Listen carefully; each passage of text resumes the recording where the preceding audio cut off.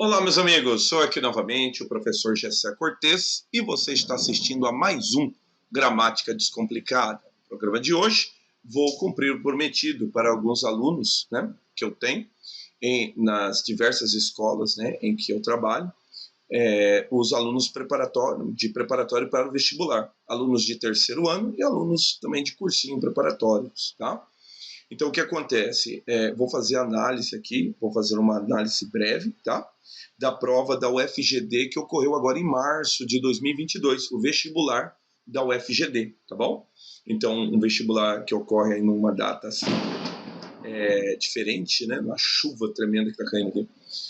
Numa data diferente, né? Acontece em março, né, de 2022. Por quê? Porque a UFGD teve lá os seus problemas durante a pandemia e tal. O que ocorreu? Os alunos não tiveram aula, foram dispensados, né, ao invés do contrário do que aconteceu aqui na Universidade Federal, em que os alunos ficaram no sistema online, tá? Na UFGD isso não ocorreu. Os alunos foram dispensados. Então a gente tem aqui acumulado vestibulares retrasados, passados e agora esse último vestibular, tá? Em que então você tem ali uma realidade de vários primeiros semestres, né? Que é algo que ocorreu devido à pandemia, tá? Bom, o que importa é que o vestibular ocorreu agora em 2022 e eu prometi aos alunos que faria uma análise da prova de linguagem, da parte de linguagens, tá? Então, tá bom? Então, vamos lá comigo então, sem demoras, para uma análise da prova da UFGD que ocorreu aqui em 2022. O UFGD é a Universidade da Grande Dourados, eu falo aqui de Campo Grande. Dourados é uma cidade próxima aqui de Campo Grande, ela tem um vestibular, tem uma universidade própria, né, um campus, né, próprio, que é desmembrado, que foi desmembrado há alguns anos do campus aqui da Universidade Federal de Mato Grosso do Sul, que aí foi chamado de Universidade da Grande Dourados, tá bom? Ela tem o vestibular próprio dela, elaborado por ela e assim por diante. Podemos então? Então vamos lá. Vamos para a correção. Sim, antes de mais nada, claro, quero te pedir, deixa o seu like, compartilhe o vídeo, tá bom? Se você assim, depois da correção, achar que deva, tá? Torne-se um membro do canal, tá bom? Já somos mais de 2.000 inscritos no canal, um canal que tem um único propósito, tá? Falar sobre língua portuguesa, falar sobre gramática, tá? Necessariamente mais sobre concurso público, mas também atendendo aos meus alunos, né, de cursinhos preparatórios para o vestibular, meus alunos de terceiro ano também. Tá bom, então? Podemos, então, agora? Vamos lá, então. Faz comigo aqui a prova. Eu deixei aqui num zoom de 49% para você ver a capinha, tá? E vou agora mostrar para você, deixar aqui num tamanho legal, para a gente poder corrigir a prova, que ela não tem coluna, né? Então, é um tamanho bom aqui para a gente corrigir. Caderno de provas, ela abre aqui com uma tabela periódica e vem a prova de redação, tá? Que é aquele sistema, né? Mínimo de 30 linhas, mínimo de 15 linhas, máximo de 30 linhas, tá? Vai receber uma folha própria, né, chamada de versão definitiva. Ele traz os textos motivadores, tá? Notem que gira tudo em torno, né? Vamos comer, né? Alimentação, tá? O que é segurança alimentar, depois os números sobre a fome no Brasil são alarmantes. Olhe para eles, o desafio é de todos nós, tá? Então, todos os dados, um infográfico, né? Mais gráficos aqui a respeito da fome, e aí mais um gráfico, tá? Então aí um texto, né, uma imagem, e aí alguém assistindo uma televisão também falando a respeito disso, né? E aí vem a proposta. A segurança alimentar no Brasil, direito fundamental de todos, mas incerteza para muitos. Aí uma falta aqui para que o aluno tenha a possibilidade de redigir sua redação. Aí a folha padrão, né, de 30 linhas, tá? Que é o número máximo de linhas que coincide com a folha definitiva, né? E aí, claro, de 1 a 5 as questões de inglês, né, o English, e de 1 a 5 de novo, aí as questões de espanhol. E aí, a partir da questão 6, nós começamos aí com a prova de linguagens. Vamos lá, então? Então, vamos lá. Faz comigo aqui, ó. Questão 6. Não aguento mais esses tutoriais de vídeo. Lely, se você não gosta, pode muito bem correr atrás de livros e manuais que falam sobre o tema de forma técnica. Olha o olhinho dele, ó, tá de olho fechado, tipo assim, né? Você pode fazer isso se você não gosta. Perdão. Que mundo é esse que você quer me dar lição de moral, Mamu? Me deixa reclamar em paz. Avisa antes, então, quer dizer, não era para falar, se a pergunta é retórica, né, não era para responder, avisa antes, então, tá?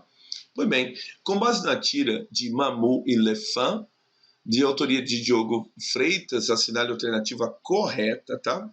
Tá bom, então. Diz lá. Os personagens discutem sobre inovação tecnológica e como a internet tem facilitado o acesso a conteúdos antes encontrados apenas em livros raros e estrangeiros. É o contrário, né? Então ele está reclamando que ele não consegue ler os tutoriais, o outro fala, não, vai procurar em livros. Então, na verdade, ele reclama da qualidade, não tem a ideia da facilidade, né? Não, tá errado. Olha a letra B. A facilidade de acesso à informação por bate-novas gerações, por si só, justifica a falência do sistema educacional independentemente da plataforma utilizada.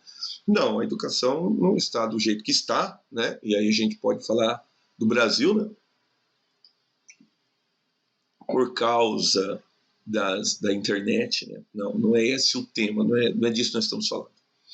A ironia na fala da personagem. Você nota que ele ficou até de olhinho fechado, ó. Então, aqui, a nossa imagem, nosso texto não verbal colaborando para a gente entender a postura dele. Então, ele fala com uma certa empáfia, né? Notem, a ironia na fala do personagem. Tá? No segundo quadrinho, ao apresentar uma alternativa de estudo que possa suprir as necessidades do aprendizado do seu interlocutor. Então, vai procurar em livros. Tá? Então, já que você não gosta, vai procurar em livros, que, claro, é muito mais difícil. Então, uma ironia, né? Já que você está reclamando, vai procurar em livros, né? Eu sempre compartilho com meus alunos, tá? Às vezes você tem que guardar o menos errado, tá? A letra A e a letra B estão erradas.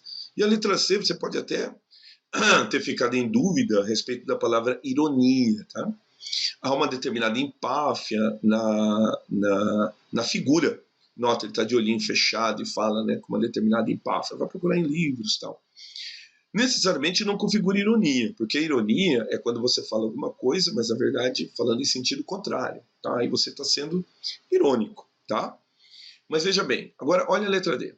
Um dos personagens deveria ser excluído de cena das suas falas e suas falas canceladas, uma vez que sua opinião contraria a expectativa do colega e torna a tirinha politicamente incorreta, né? Então aqui fazendo alusão à cultura do cancelamento, né? Então não é o caso. E letra E. É evidente o preconceito dos personagens em relação à educação à distância, pois ambos assumem que é impossível aprender algo de qualidade pela internet, por mais que se assistam os vídeos de tutoriais. Não, na verdade, ele está reclamando desses vídeos tutoriais, né? Que a qualidade, etc., mas não está reclamando do aprendizado pela internet, você está vendo? O menos pior, meus amigos, será que a gente pode dizer assim, né? Acho que pode, né? Porque a gente está no tempo do despiora, né? Então, seria a letra C. Talvez aí guardando as devidas ressalvas aqui para ironia, tá? Que talvez a gente encontre aqui na postura, né? A postura do nosso personagem aqui, que justamente a tirinha está com eles de perfil, tá vendo? Mas só que na hora que esse personagem fala, mostra ele de frente, para mostrar justamente a postura dele, tá? Então tá, a resposta correta, letra C. As sinhás pretas da folha, vamos ver? Eu sempre oriento os meus alunos a não lerem tudo, tá? Sem antes ler um enunciado. Lê o enunciado, que a leitura pode ser dirigida. Então vamos fazer a leitura do enunciado. Assinale a alternativa que apresenta a análise correta do texto, tá vendo? Então você se ferrou, tem que ler todo o texto. Então vamos lá então. Começo a ler o artigo e pauso. Verifico a data do jornal. Não é século XIX. Tiago Amparo, tá? Abre esse jornal, nele um artigo sobre negras prósperas no ápice da escravidão. Eu pauso, verifico a data do jornal. Não é o século XIX, continua a leitura. O autor promete compartilhar as narrativas de ativistas, afirma que a culpada é a época e seus valores diferentes dos nossos, e que nos traria maturidade e conciliação com as lindas histórias de vida das sinhás pretas. Tá? Bom, então. Munido da falácia reacionária que lhe é característica, Narlock usa histórias individuais para mascarar a brutalidade do seu argumento, legitimar a escravidão ao relativizá-la, Imagino como se sentiriam as escravas diariamente estupradas lendo o seu texto, ou os escravos doentes jogados ao mar. Faltou-lhes capitalismo? É peculiar da brutalidade discutir o horror tomando chá. Imagino as horas que serão gastas para se debater com calma se a linha editorial e a barbárie foi ou não cruzada, né? Se a linha editorial da barbárie foi ou não cruzada. Não há zona cinzenta aqui. O problema não é fazer referência a negras minas que eventualmente enriqueceram ou a outras figuras históricas. O problema é, de forma ao mesmo tempo risível e desonesta, utilizá-las para suavizar a brutalidade da escravidão.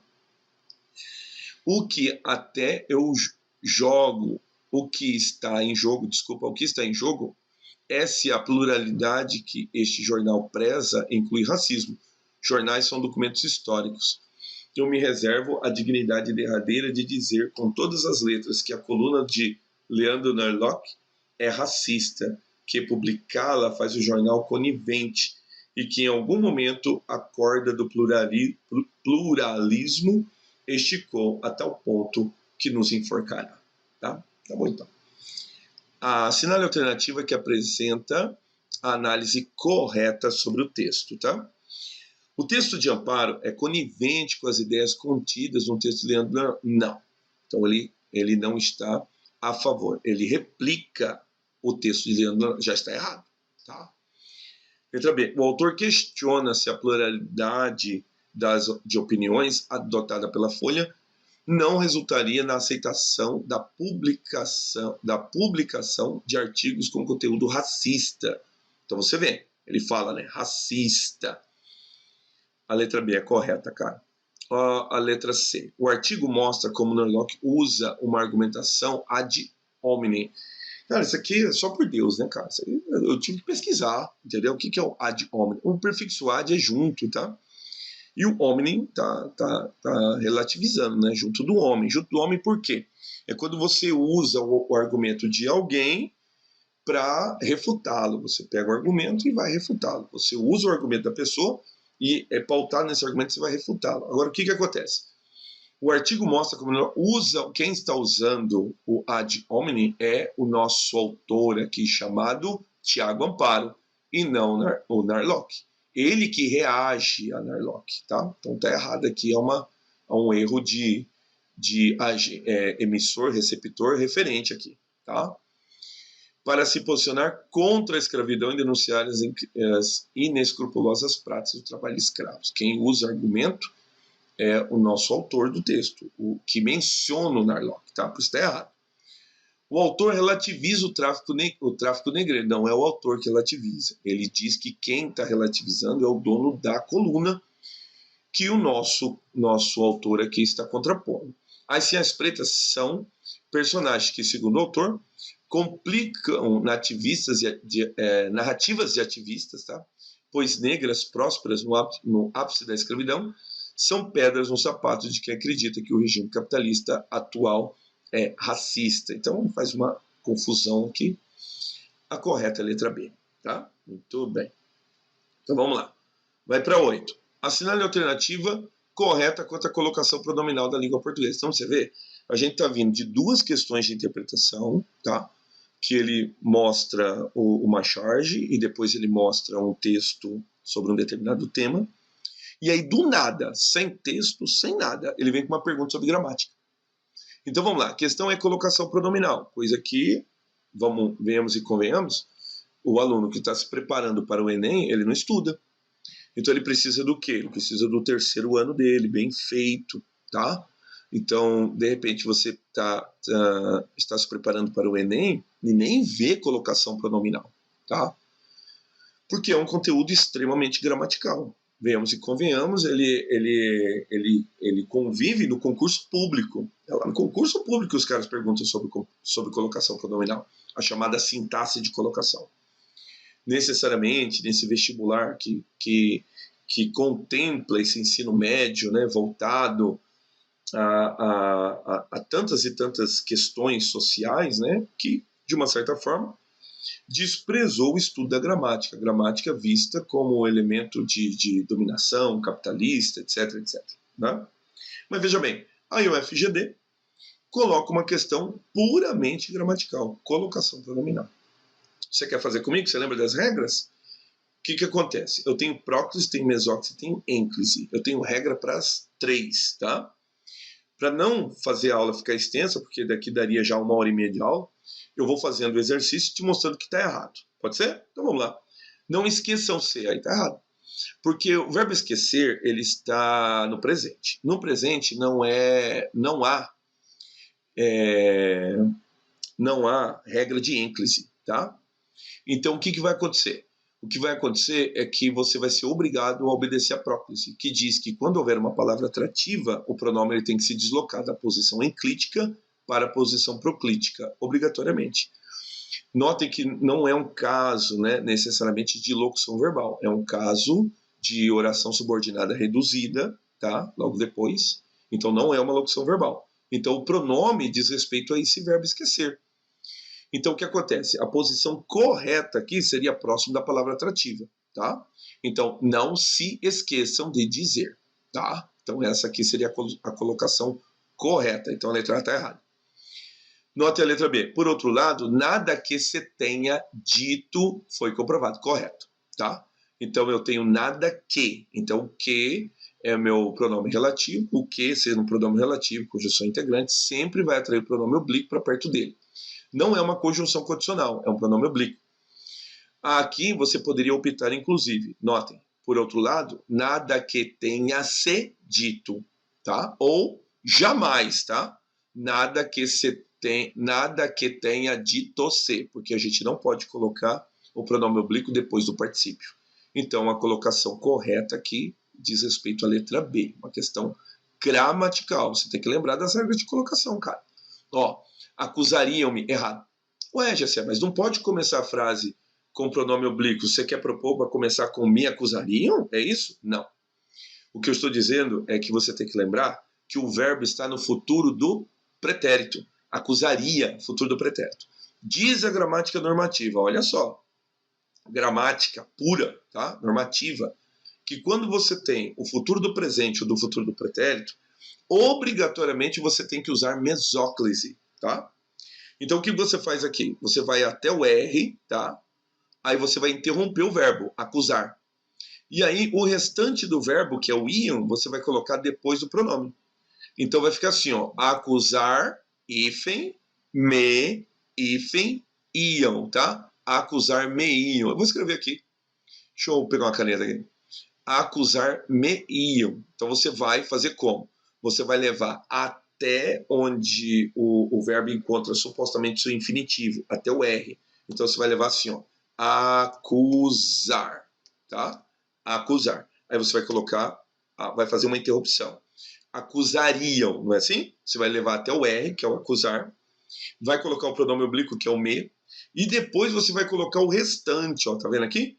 O que sobrou foi o iam. Então vai ficar acusar-me iam. Isso é mesóclise, tá? Vou deixar aqui a mesóclise para você ver. Acusar-me iam até de roubar a merenda, se pudesse. Aqui não é pronome, isso aqui é conjunção condicional. Então ela pode começar aqui logo após a vírgula, tá? Fala-se demasiado, correto. Isso aqui está correto. Fala-se demasiado, não pode colocar fala demasiado você, não poderia. A única posição é essa, você lembra, né? Eu não posso começar a frase com pronome oblíquo. Mas já tem duas certas, então? Dá uma olhada aqui, ó. Fala-se demasiado, mas não se ouve ninguém, tá? O que acontece? Aqui eu tenho uma questão de paralelística, tá? Fica complicado se num primeiro momento você põe um pronome no lugar, depois você põe outro. O ouvido fere o paralelismo, porque a gente gosta, ou a gente acostuma, ou a gente tem preferência de falar de forma paralelística. Contudo, o paralelismo aqui ficaria errado. Por quê? Porque se eu colocar o pronome no mesmo lugar, que foi o caso aqui, nota, ele tentou respeitar o paralelismo. Fala-se demasiado, mas não ouve-se ninguém. Se você já teve esse tipo de aula, você lembra que normalmente quando a pessoa vai dar aula de pronome oblíquo, ele usa aquela fala que as pessoas atribuem a... Agora me fugiu o nome do presidente. Tem um presidente que gostava de falar de forma polida, tá? E aí, fugiu o nome do presidente, mas tudo bem, sem problema.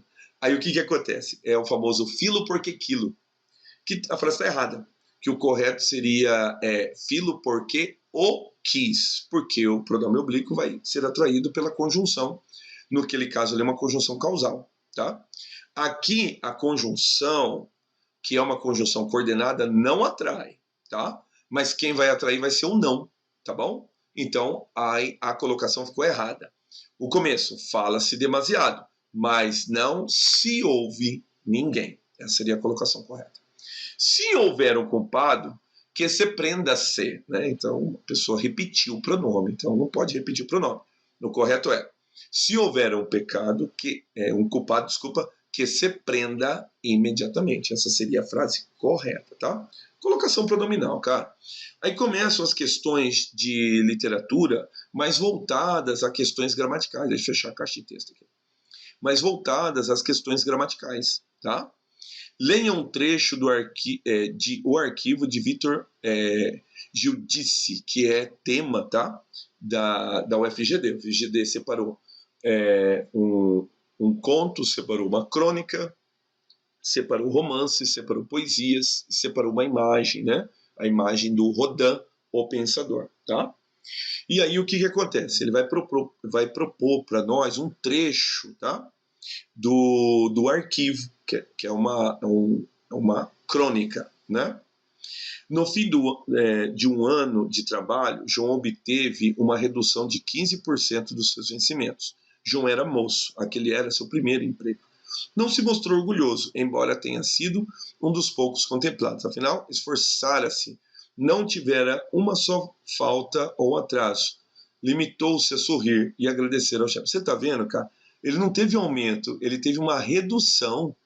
Você está vendo? Então, a crônica é divertidíssima, né? O conto, no caso, né? Desculpa. O conto é divertidíssimo no sentido que ele vai fazendo as mesmas relações de uma promoção, de algo positivo, mas você nota que é sempre algo negativo. Ele obteve uma redução de 15%, tá?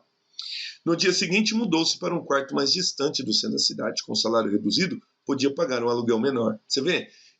Seria o contrário, né? Com um salário maior, poderia pagar um apartamento maior, um apartamento melhor. Não, com a redução, podia pagar um aluguel menor. Passou a tomar 2 conduções para chegar ao trabalho. No entanto, estava satisfeito, acordava mais cedo, e isso parecia aumentar-lhe a disposição. 2 anos mais tarde, veio outra recompensa. Adivinha qual que é? Mais uma redução salarial, tá? E o conto vai nesse sentido, dele ser um funcionário subserviente, até que ele se transforma num armário, né? Que não precisa pagar, não precisa ter salário, tá? Tá bom, então, com relação às características de gênero textual, você tá vendo? Ele vai pegar uma obra literária, tá? Um texto nitidamente literário, e vai transformar em questão gramatical, tá? Então vamos lá, vamos ver o que vai acontecer. Com relação às características do gênero textual, em análise, é correto afirmar que o arquivo pertence à predominância das descrições subjetivas, observáveis nos tempos moço, orgulhoso, tá? Moço não é subjetivo, cara, é objetivo, ele é mais jovem, tá? Que apontam a avaliação negativa do narrador em relação ao comportamento do protagonista João, tá? Então tá tudo trocado aqui, tá? Então ele é moço, então é objetivo, não é subjetivo, tá? Que aponta a avaliação negativa do narrador. Ele vai conduzindo como se fosse algo positivo, tá? Então não é o caso. Marcas linguísticas que permitem classificá-lo como um enredo cronológico. Você lê o conto todinho, você vê que ele começa a funcionar, eles começam tirando o salário. E cada vez a vida dele vai piorando, até se transformar no armário, que não precisa receber salário, tá? Então, marcas linguísticas que permitem classificá-lo como um enredo cronológico. É verdade, ele é cronológico. A linearidade temporal pode ser percebida a partir de expressões como no dia seguinte, 2 anos mais tarde, correto, cara? Então aqui a linearidade do texto, tá? Tá evocada. Recorrência de verbos de ligação. Marca linguística típica de textos típicos narrativos, pode até ser, como se observa no trecho, não se mostrou orgulhoso. Errado. Porque aqui ele não mostrou ele mesmo. Eu tenho pronome reflexivo, eu tenho um verbo transitivo direto. Ele não mostrou o quê? Ele mesmo, tá? Aí o orgulhoso seria o predicativo. Então o predicado, o verbo não é de ligação, o verbo é de ação e meu predicado não é nominal. Meu predicado é verbo nominal, porque eu tenho sim o predicativo, tá? Que aqui, né, cara, dá uma discussão sensacional, né, velho? Porque notem, ele não se mostrou orgulhoso. O ser reflexivo. Quem que se mostrou orgulhoso? Ele mesmo, tá? Agora, o orgulhoso é característica do ser, que é ele, que daí torna ele um predicativo do objeto, ou característica do sujeito oculto, né? Que devido à progressão eu sei que é o meu personagem do conto. Então, o predicativo do sujeito. Que discussão sensacional, hein, cara? Muito bem. No caso, seriam as duas coisas, concorda comigo? Porque o ser é o mesmo sujeito, então você poderia chamar isso tanto de predicativo do objeto, quanto predicativo do sujeito, porque os dois são a mesma pessoa. Que sensacional, hein, cara? Muito bem. Mas é um predicativo. O que não é marca, tá? Exigida do verbo de ligação. Isso daqui se torna um predicado verbo nominal. Eu tenho um verbo de ação e um predicativo. O predicado é verbal, é um verbo transitivo direto, não é verbo de ligação. Tá bom? Tá bom, então. Marcas linguísticas que apontam para o posicionamento argumentativo do narrador a respeito das condições trabalhistas do personagem, como em acordava mais cedo, isto parecia aumentar-lhe a disposição. Na verdade, aponta o posicionamento argumentativo do narrador a respeito das condições trabalhistas, né? Não, né, cara? Mostra aqui como que ele vai fazer só a parte descritiva, né? Sem posicionamentos argumentativos, tá? Recorrência de verbos pronominais, como se mostrou, esforçar-se, limitou-se, mudou-se. Verbos típicos do texto de predominância injuntiva. É errado. Porque o injuntivo ele vai ter verbos no infinitivo apenas, não o fato dele ser pronominal. O fato dele ser pronominal não muda nada, tá? Muito bem. Aqui ele está dizendo que o mostrou-se é verbo pronominal, tá? Então, no caso aqui, o ser não seria pronome reflexivo, segundo o argumento dele aqui. O que eu questiono, porque daí ele mostrou, quem mostra alguma coisa. Então, o verbo não é pronominal.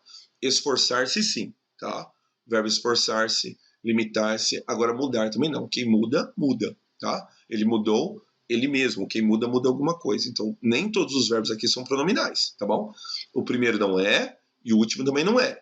Verbo prenominal, limitou-se, tá? Esforçar, esforçara-se são verbos pronominais. Agora, o que é um verbo pronominal? É um verbo que você não consegue flexioná-lo sem pronome, tá? Um bom exemplo disso é o verbo suicidar-se, tá vendo? Até para eu citar o nome, eu tenho que citar o pronome. Então não há reflexividade quando eu falo assim que Getúlio Vargas suicidou-se, porque seria o cúmulo do pleonasmo, né? Quer dizer que ele auto-suicidou-se a si mesmo? Não é isso. O que eu tenho é que o verbo é suicidar-se, é um verbo pronominal. O pronome faz parte da confecção do verbo. O verbo se confecciona junto com o pronome. É assim o verbo esforçar-se, limitar-se, o verbo irritar-se, zangar-se, apaixonar-se. São chamados de verbos pronominais. O texto não é injuntivo porque ele tem verbos pronominais. O texto seria injuntivo se ele tivesse verbos no imperativo, que no caso vão conduzir a ordens, tá? Ou pedidos. Tá errado. Correta a letra B.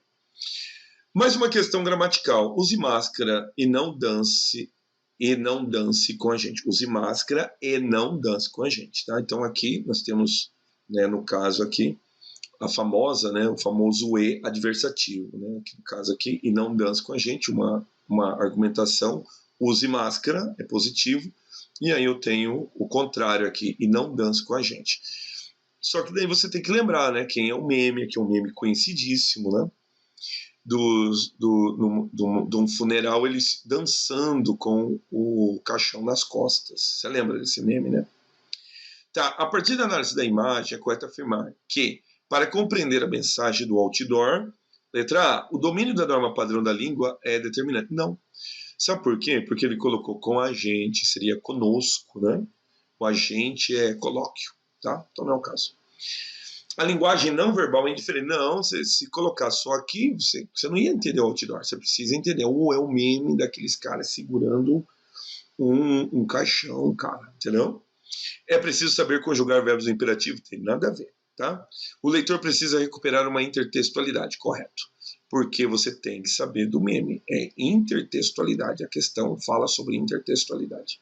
A linguagem verbal é condição suficiente? Não. Se tivesse só escrito aqui, você não entender nada. Você só entende porque você vê os personagens que dançam segurando o caixão, tá? Correta a letra D. Aí eu tenho mais um texto, uma questão de literatura agora, tá? Que é do livro Quarto de Despejo, de Carolina Maria de Jesus. Notem o fragmento. Com base nos elementos e na interpretação da obra como um todo, tá? Assinale a alternativa correta. Então vamos ver o fragmento, tá? Não tomei café e andando meio tonta. A tontura da fome é pior do que a do álcool. A tontura do álcool nos impele a cantar, mas a da fome nos faz tremer. Percebi que é horrível só ter ar no estômago. Comecei a sentir a boca amarga. Pensei, já não bastam as amarguras da vida? Parece que quando nasci o destino marcou-me para passar fome. Catei um saco de papel e acatando tudo que encontrava. Tá? Compartilhando com meus alunos, né, que o livro é forte, sugiro você ler. O livro também é um desafio, tá? Gramatical, por quê? Porque o repórter que faz a compilação, porque são cadernos e cadernos que ela escrevia.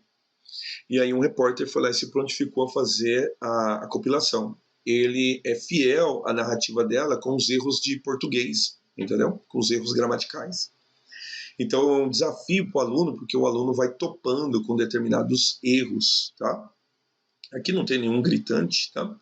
Mas é comum na hora que ela vai escrevendo, né? Ela vai cometendo alguns erros gravíssimos, então acaba sendo um desafio na leitura nesse sentido, tá?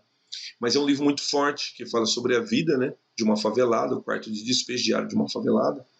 E tem um trecho que ela fala que a fome é amarela. Aí eu brinco com meus alunos, né, o que ela quis dizer com isso? Aí todo mundo fala, não faço ideia. Aí eles esperam que eu vou dizer, né? Eles esperam que eu diga o que ela quis dizer, né? Como um professor faz perguntas retóricas, né? Aí eu falo para eles, eu não sei. E se o Deus Todo-Poderoso me abençoar, eu nunca vou ficar sabendo. Não é verdade, cara?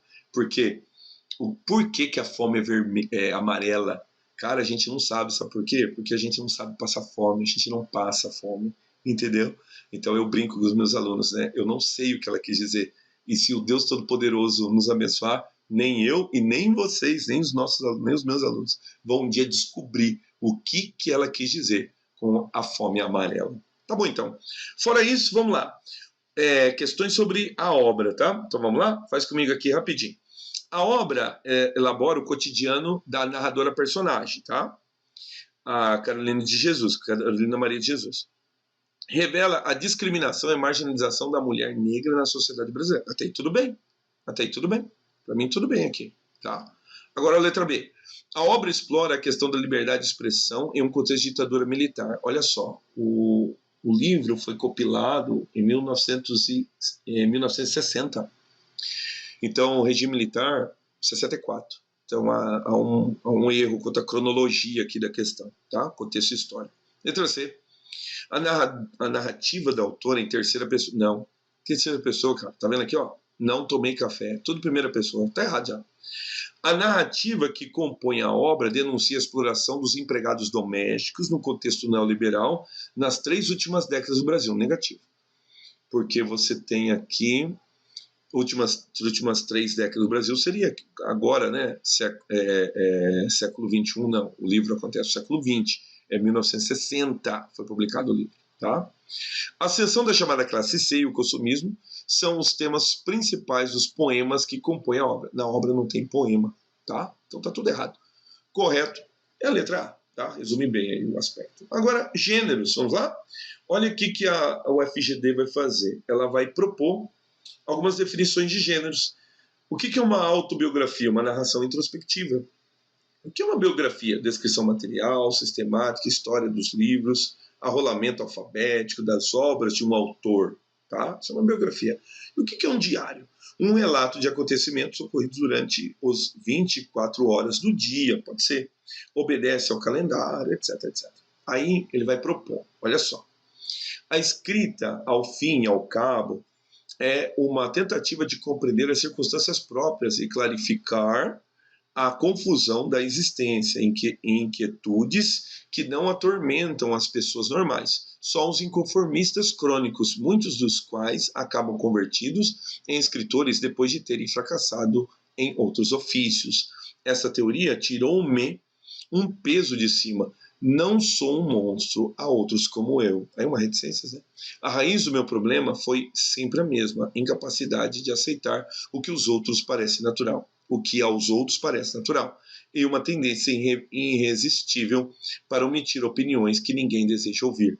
Outra reticência. Mais tarde, durante os meus anos de jornalista, a curiosidade e o atrevimento tiveram algumas vantagens, tá? Meu país inventado, Isabel Allende, tá bom? Tá bom, então. Com uma vida marcada pelo golpe militar orquestrado por Augusto Pinochet, o posterior exílio da Venezuela e a sua mudança para os Estados Unidos, Isabel Allende nunca mais voltou a viver em seu país natal, o Chile, mesmo após o restabelecimento da democracia. Sob seu livro Meu País Inventado, é correto afirmar que se trata, tá? Então notem aqui, há um conteúdo a respeito do que é uma autobiografia, uma biografia, um diário, tá? E agora ele vai propor. É correto afirmar que se trata do quê, cara? Então vamos lá? Uma autobiografia, porque o livro vai contar dela mesma, tá?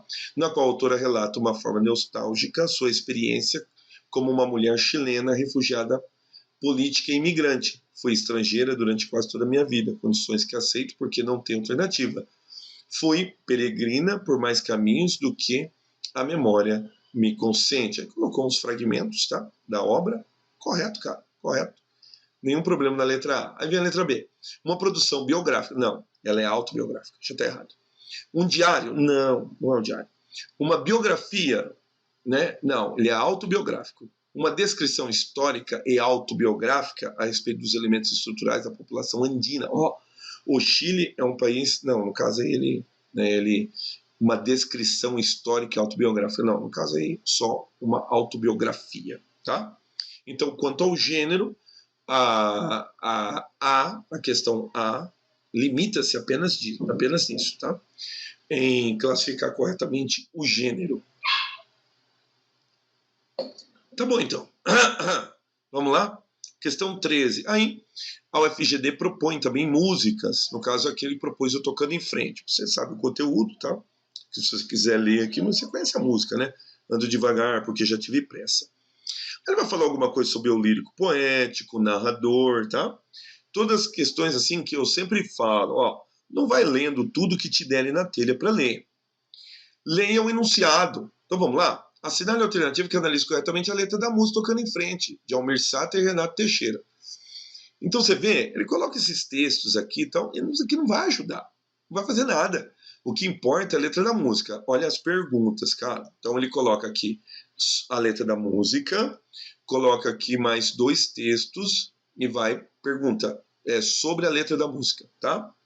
Diz lá, a reflexão suscitada pelo eu lírico, né, Ando Devagar, ultrapassa os limites da regionalidade da música sertaneja raiz, sendo a canção uma analogia do aspecto universal a respeito do autoconhecimento e da contínua aprendizagem nas diversas fases da vida de qualquer pessoa, como proposto nos versos. Cada um de nós compõe a sua história, cada ser em si carrega o dom de ser capaz de ser feliz. Sensacional, cara. Top, né? Vamos ver o resto. Os conceitos só levam a certeza de que muito pouco eu sei que nada sei, trazem uma correspondência intertextual com o pensamento de Sócrates, correto? Pois o narrador lírico reforça a ideia de que o velho boiadeiro é capaz de solucionar as mazelas do agronegócio, já que conta com a inteligência emocional de inúmeros projetos sociais para as rodovias brasileiras. O cara não tá fumado a partir daqui, cara? Com todo respeito, tá, senhor doutor que fez a prova? Eu sei sua intenção. Qual foi a intenção do professor aqui? ele coloca a primeira parte correta, para ver se o aluno vai ler tudo. Então, a primeira parte está correta, mas o que você faz? Lê tudo, cara. O restante não tem nada a ver, tá? A primeira parte tá certa? Tá. O restante não tem nada a ver. Então é para ver se você vai ler tudo. Então, de repente, o cara lê o começo e fala, cara, essa daqui. É claro, nada sei, Sócrates, irmão. Não, tá errado. O restante tá errado, não tem nada a ver. A voz poética apresenta uma reflexão pessoal, o eu, mas também regional e universal, sobre o autoconhecimento do velho boiadeiro que precisa encontrar o equilíbrio e domar a boiada, para seguir a vida, ou seja, tocar os dias pela longa estrada. Aí você vê, as afirmativas são corretas, mas olha o que ele escolhe. Ando devagar porque já tive pressa, levo esse sorriso porque já chorei demais. Não tem nada a ver com o que ele falou lá atrás. Então ele escolheu mal o verso para dar o exemplo, tá? Fala que uma vez ele foi apressado, ele corria na vida, tá? Então, para domar, a ideia do seguir em frente não está nesses versos, tá? Só que eu já chorei demais. Ele fala sempre a respeito do passado. Nada a ver, tá? Letra D. A voz poética narrativa representa mentalmente um contexto geográfico e político do atual homem do campo, que de forma peculiar vivencia o fluxo da vida e da natureza, sendo capaz de conhecer as manhas amanhã, de novo, mal escolhido o verso em questão, pois é preciso paz para poder sorrir. Aí as correlações estão erradas. Tá? A afirmativa dele aqui, nada a ver. Os narradores sumatogrossenses Almir Sater e Renato Teixeira, errado, cara. Então vale aí um conhecimento da música, né, cara? O Almir Sater é campograndense, inclusive, sumatogrossense. O Renato Teixeira não, é paulista, cara. Tá? Você lembra uma música famosa dele? Romaria, tá? Renato Teixeira. Muito bem.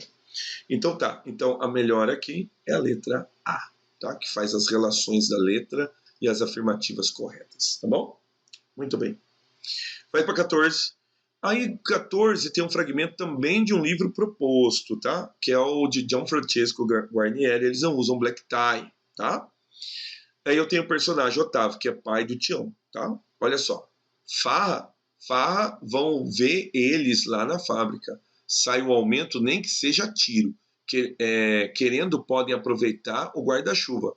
Tá furado, mas serve. Eu acho graças desses caras contrariam a lei numa porção de coisas. Na hora de pagar o aumento, querem se apoiar na lei. Vai se preparando. Tião, não dou 2 semanas e vai estourar uma bruta greve que eles vão ver se paga ou não. Tião, o senhor parece que não tem gosto em preparar greve, pai, tá? Aí o pai, eu tenho mesmo. E tenho mesmo. Tu pensa o quê? Não tem outro jeito não. É preciso mostrar para eles que nós estamos organizados. E tu pensa que o negócio se resolve só com comissão? Com comissão eles não diminuem o lucro deles nem de um tostão. Operário que se dane. Barriga cheia deles é o que importa. Apontando a barriga. Não vão querer um golinho, né? Apontando a garrafa. Não vão querer um golinho? Café, né? Café. Ou a água, sabe lá Deus. Maria, sabe, seu Otávio, o Tião resolveu uma coisa. Aí a noiva do Otávio. O Tião, é sim, pai, nós vamos ficar noivo. Se se gosta mesmo, é que tem de ser. Tem que fazer. Tião, isso não tem dúvida. Daqui 10 dias nós fica noivo. Aí o pai, né? Não tá meio apressado, não? Tem de ser mesmo. Vamos fazer logo. O Otávio, é uma teoria, só que nós, dinheiro é pouco. Maria, o de todo mundo. Então não adianta, né, esperar dinheiro, que dinheiro vai cair do céu. A obra, eles não usam black tie, de autoria de Gianfrancesco Guarnieri, passa-se na década de 1950, no Rio de Janeiro. Tem como tema as mobilizações trabalhistas em busca dos direitos operários de uma metalúrgica e traz como pano de fundo as reflexões universais entre indivíduos de uma sociedade moderna. Sobre essa peça teatral, né, assinale a alternativa correta, cara. Então a gente tem um fragmento, a obra foi selecionada, tá? Foi dada a leitura da obra como tema da FGD, e aí a gente vai ler as questões. A produção traz de uma forma panfletária a ideologia geopolítica de Tião e Maria, um casal de amantes negligentes à luta dos trabalhadores de 1850. Não, eles não são negligentes. O que acontece é o seguinte, o Tião está noivo da Maria. E o pai do Tião é líder sindical. Só que o que acontece? O Tião quer casar com a Maria. Então o que ele tem medo? De entrar numa greve e ser mandado embora. Se ele for mandado embora, como é que ele vai casar com a Maria? Então ele quer resistir à greve que o pai está organizando. Então não é que ele é negligente, ele tem um objetivo dele, que é tocar a vida dele. Né? A peça retrata as mobilizações tecnológicas chamadas de anos dourados, tem nada a ver, que viam no teatro a comunicação eficaz para apresentar conflitos de classe operária brasileira da época. O finalzinho até que sim, mas o começo não, tá? Sem chance. Letra B. Ao optar pela utilização de uma linguagem coloquial, você viu, né? Até dificuldade para ler. Para a construção dos diálogos entre João e Otávio e Maria, Guarnieri evidencia o caráter regional e ideológico dos personagens, que se organizam para a realização da greve na metalúrgica em busca de seus direitos, em especial o de ter uma educação de qualidade para seus filhos. Não é esse o caso. O caso é dinheiro mesmo, é aumentar o salário. Né? O salário é pouco, então a gente quer dividir os lucros do patrão, né, cara? Quer que o patrão também olhe por nós, né? Tião é um preso político, não é preso. Tião não é preso. Ele é funcionário da metalúrgica, tá errado, tá? A tônica dramática da peça é o conflito entre o pai e o filho, que tem posicionamentos ideológicos e morais opostos, tá? O pai quer a greve, o filho quer casar. Otávio é idealista, líder sindical e peça-chave da ação de deflagrar, na ação de deflagrar a greve dos trabalhadores, uma resistência contra a exploração. Já Tião é pragmático. Por medo de perder o emprego, não adere ao movimento e acredita que a greve é uma utopia. Achamos. Correta a letra D. Certo? Muito bem. O conflito psicológico entre Otávio e seus filhos, Tião e Maria não é filho do Otávio. O Tião vai casar com a Maria. Tá errado, tá? Borra de Café, que é do escritor uruguaio, tá? Agora, eu vou fazer diferente, porque o vídeo está ficando muito comprido, tá? A questão, meus amigos, ela fala a respeito de elementos específicos do conteúdo. Então é mais ou menos assim. Ou você leu ou você não leu, tá? Se você não leu, você não faz, tá bom? Olha só.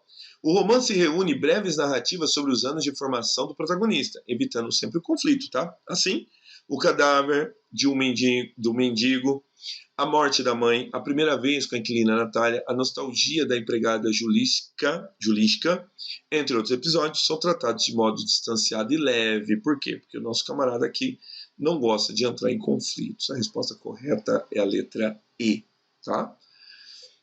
Então ele vai fazer várias proposições ali, todas absurdas. Por quê? Porque você tem... E ele evoca algo específico do livro. Notem. A cena do cadáver e de um mendigo, a cena da morte da mãe, a cena da primeira vez com a inquilina Natália e a nostalgia da empregada Julisca. São todos temas específicos do livro. Então, quem leu, leu. Tá? Quem não leu, já era. Olha a outra aqui, cara. Livros de contos, né? As Vozes Anoitecidas, de Mia Couto, escritor moçambicano, que escreve sempre do tempo posterior à Guerra Civil Moçambicana, que foi o tempo que ele viveu. Né? Diferente de vários autores, né, citados na lista de livros, o Mia Couto está vivo. Tá? Então, o Mia Couto faz parte, ganha, né, ainda produz bastante, ganha vários prêmios de literatura, é um nome muito importante na literatura em língua portuguesa, ele que é moçambicano. Tá? Faz comigo aqui? Então, teria que ter lido os contos, cara, senão você não faz, tá? Mas dá alguns nuances aqui que, caso você tenha lido um bom resumo, você consegue fazer. Sua linguagem exclusivamente baseada no português falado em Portugal é errado, cara. Porque ele fala um português, claro, moçambicano, tá bom?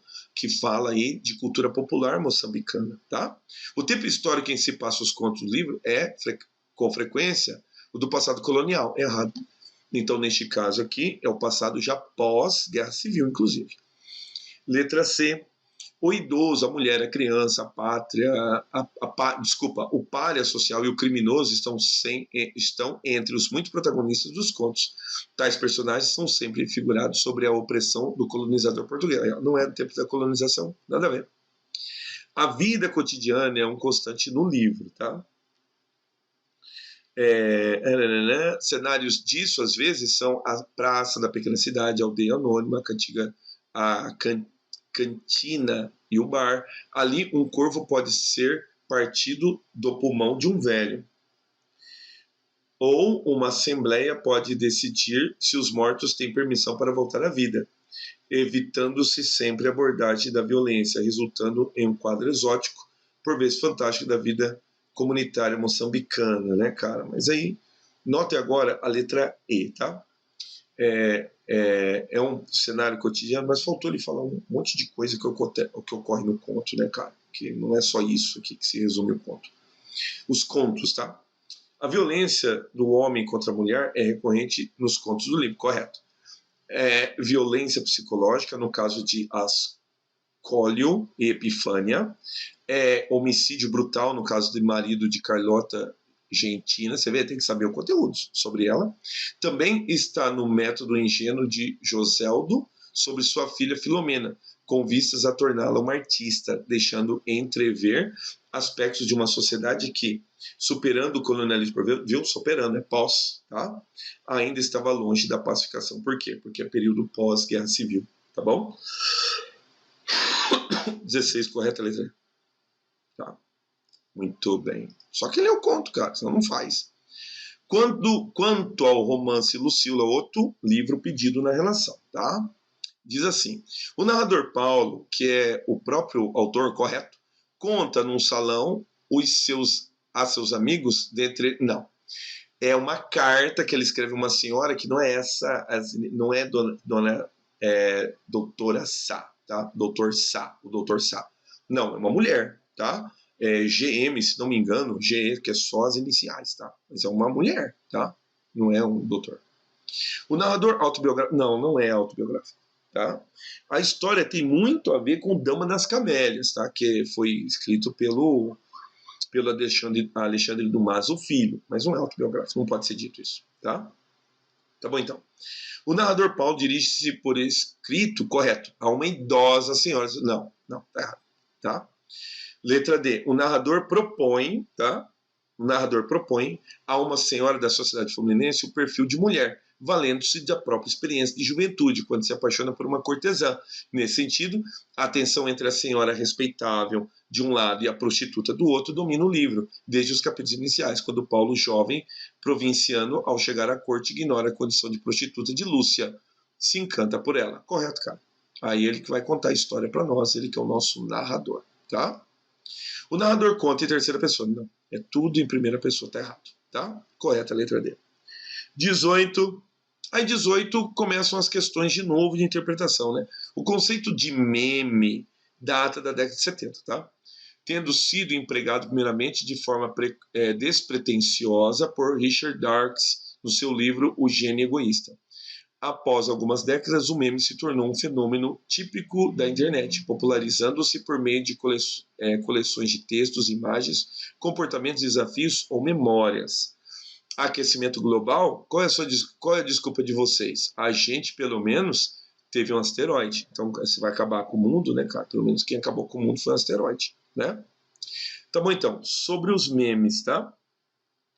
A utilização de memes diante da imensa quantidade de informações presentes da internet propiciou uma maneira de se selecionar o conteúdo mais relevante dentro de um contexto e de se destacar tal conteúdo, de modo que muitas pessoas sejam atingidas. Tudo bem quanto é isso, tá? A letra A tá boa, tá? Vamos lá, faz a letra B. A aplicação de memes tem um ciclo de vida finito e bem definido. À medida que se espalham, eles vão perdendo capacidade e se ressignificarem em outro contexto. Tem nada a ver. A aplicação de memes, tá? A aplicação de memes tem unicamente a função de divertir. Não, tem denúncia também. Os memes são desprovidos de estrutura. Não, tem. O compartilhamento de memes, por ter uma característica pautada em ironia e descontração, encontra muito pouco espaço para a tradução de problemas pessoais. Errado, cara. Pô, é através dessa ironia, dessa descontração, que vem a crítica pesada, né, cara? Errado. Correta letra A. 19. A falta regular de atividade física, exercício físico, é, sem dúvida alguma, um dos fatores determinantes da epidemia global de excesso de peso e obesidade em todas as faixas etárias. O envolvimento na atividade física regular, desde as fases iniciais da vida, na criança, durante a adolescência é benéfica para uma vida adulta saudável. Sobre a relação entre físico e saúde, é correto afirmar, vamos lá? O hábito regular de exercício físico contribui para a prevenção de patologias cardiovasculares, pois incrementa a tensão, tá? A tensão arterial e o nível de colesterol circulante incrementa, além de diminuir o estresse e melhor da aptidão física. Tá mal construído isso aqui. O exercício físico potencializa o sistema imune, além de auxiliar no controle do colesterol, uma vez que aumenta os níveis de LDL. Ele citou alguma coisa aqui? Tá. Colesterol ruim. Aumenta os níveis do colesterol ruim. Tá. Larga a mão. O exercício físico é uma atividade regular, planejada e contribui para a prevenção de doenças, uma vez que produz o LDL, viu? Ele deve falar mesmo. Além de atuar no controle do peso corporal, proporcionar melhorias na qualidade de vida, memória e saúde mental. Correto, cara. Correto, cara. Então ele está chamando o LDL de colesterol ruim, né? E não é o caso. Colesterol bom, tá.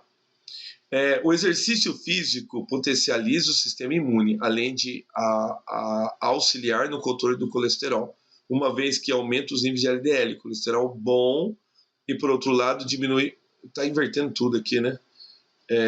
Esse bom e esse ruim, né? Que aí supostamente o aluno tem que ter uma prévia, né? Tem que ter um conhecimento prévio desse colesterol bom, né? O que é o colesterol ruim. Aqui na letra B ele inverteu tudo.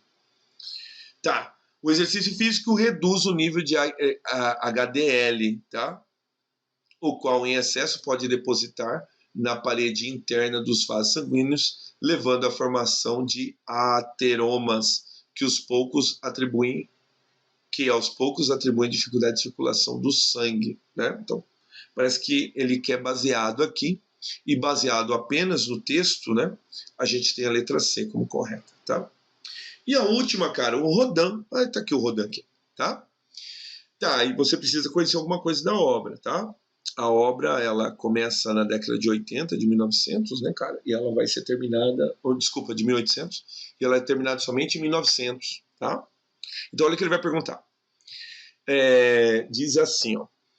Produzida na França, correto, renascentista. Errado. Se é uma França renascentista, ela tem que estourar no máximo até 1700, né? E alguma coisa. A França renascentista é até a tomada da Bastilha, né? 1789, se não me engano. Então, o que acontece? Está cronologicamente errado aqui. Se o autor utilizou elementos que refletem a relação do homem com o divino, tá? Letra B. Inspirada na obra Divina Comédia, sim, cara, porque fazia parte de um painel para retratar a entrada do inferno da obra de Dante Alighieri, tá? E das esculturas de Michelangelo, porque é uma forma que os detalhes do corpo humano, né, são bem acentuados, uma forma renascentista, tá? Igual de Michelangelo.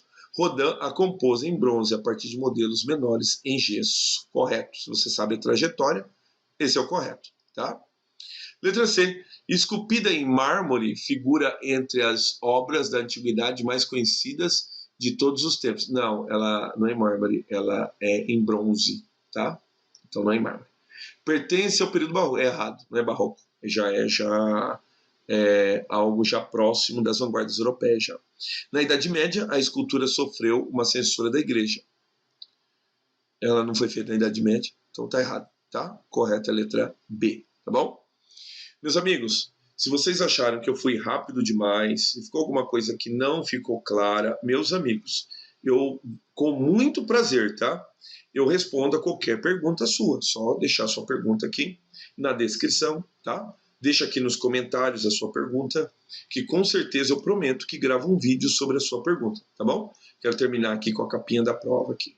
Aqui é a capinha da prova. Prova essa aplicada este ano, tá? Caderno de provas, UFGD, tá bom? Meus amigos, essa foi a correção, tá? Essa foi a análise, tá? Das questões. Espero que vocês tenham gostado, tá bom? Gostando, deixa o seu like, tá bom? E eu te espero para os próximos vídeos, pode ser? Tá bom, então. Então, mais uma vez, eu sou o professor Gessé Cortez e você assistiu a mais um Gramática Descomplicada. Até os próximos vídeos.